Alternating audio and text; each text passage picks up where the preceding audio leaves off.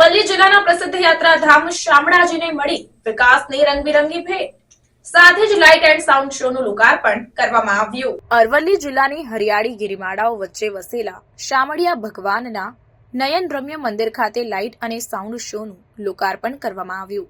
માનનીય મંત્રી મુળુભાઈ બેરા, મંત્રી પ્રવાસન, સાંસ્કૃતિક પ્રવૃત્તિઓ, વન અને પર્યાવરણ, ક્લાઇમેટ ચેન્જના વરદ હસ્તે આ લાઇટ એન્ડ સાઉન્ડ શો જાહેર જનતા માટે ખુલ્લો મૂકવામાં આવ્યો હતો। ₹6,50,00,000ના ખર્ચે તૈયાર થયેલ આ લાઇટ એન્ડ સાઉન્ડ શો સમગ્ર ગુજરાતનો સૌપ્રથમ સોલર એનર્જીથી સંચાલિત શો છે।